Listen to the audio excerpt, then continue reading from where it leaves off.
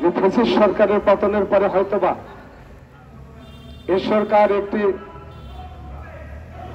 সুন্দর নির্বাচনের মধ্য দিয়ে গণতান্ত্রিক রাষ্ট্র ব্যবস্থা এই জনগণের হাতে তুলে দেবেন, কিন্তু না, কোন ষড়যন্ত্র থেমে থাকে নাই। এই সরকার সংস্কারের নামে আজকে দীর্ঘ 10 মাস নির্বাচনকে অনুপস্থিত রেখেছেন।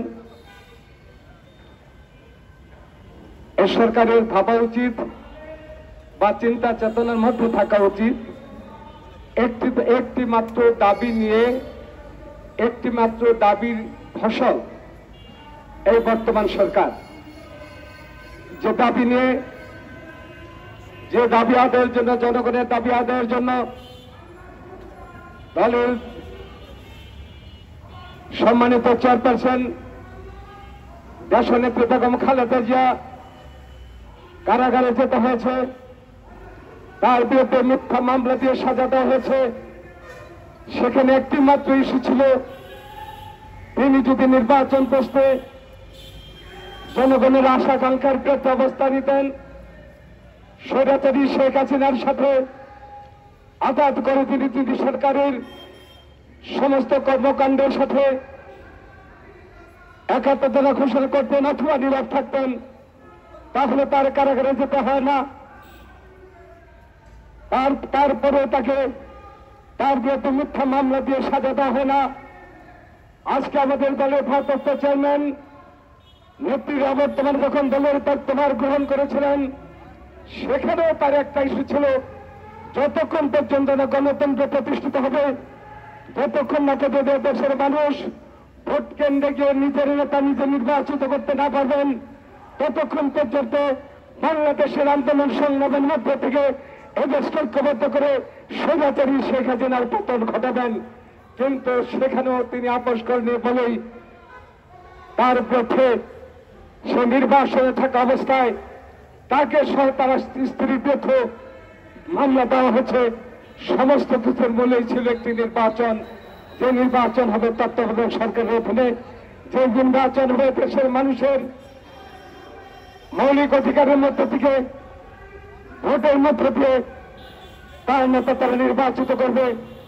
কিন্তু আজকে আমরা লক্ষ্য করছি যে নির্বাচন হবে তো দূরের কথা, আজকে যারা দেশ চালাচ্ছেন, আজকে তারা ওই দেশের আমরা যারা টেবিলে বসে আছেন, সে আওয়ামী লীগের দোসররা, আওয়ামী লীগের দোসরে রাষ্ট্র চালাচ্ছেন, আওয়ামী লীগের দোসরের মধ্য দিয়ে আজকে সরকার চালানো হচ্ছে। এখানে আমরা প্রফেসর দেশকে বারবার বলেছি, দেশে অন্য শাসন প্রতিষ্ঠা করতে হলে প্রথমে টার্গেট করতে হবে যারা আমাদের দেশে হত্যাকাণ্ড ঘটিয়েছে, যারা আমাদের 5,000 নেতা কর্মীকে গুম করেছে, যারা একদলীয় শাসন ব্যবস্থাকে ধ্বংস করে দিয়ে একদলীয় শাসন ব্যবস্থা কায়েম করেছেন, বহুদলীয় গণতন্ত্রকে ধরে ধ্বংস করেছেন, সেই শেখ হাসিনার দোষরা এখনো আমাদের ক্ষমতায় বসে আছেন, সচিবালয়ে বসে আছেন, বিভিন্ন অফিসে বসে আছেন, ওইটিসিরা বসে আছেন। আমরা এখানে বলেছিলাম সংস্কার করতে হবে, সংস্কার একটা ধারাবাহিকতা প্রক্রিয়া, এটা রাষ্ট্র থাকবে, সরকার থাকবে, আইনের মধ্য দিয়ে দেশের এবং জনগণের আদর্শ উদ্দেশ্য কায়েমের জন্য সংস্কার চলবে, এটা ধারাবাহিকতা প্রক্রিয়ার মধ্যে থাকবে। কিন্তু সেখানে যারা টেবিলে বসে যে আমরা খুন-গুমের মধ্যে জড়িত ছিল, যে পুলিশ অফিসাররা খুন-গুমের মধ্যে জড়িত ছিল, তাদের সকলকে চিহ্নিত করে তাদেরই প্রথম আইনের আওতায় আনা উচিত ছিল। এখানে আজকে এই সরকারের ব্যর্থতা।